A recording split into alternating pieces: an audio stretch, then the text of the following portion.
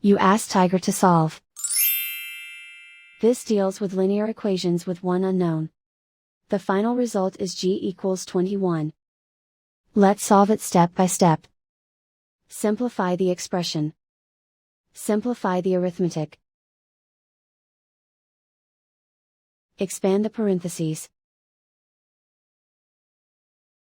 Simplify the arithmetic.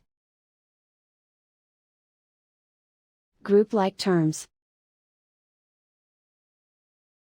Simplify the arithmetic.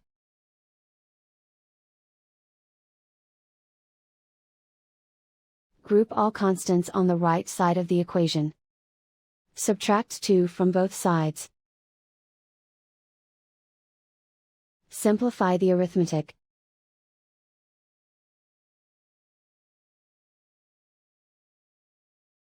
And so the final result is g equals 21.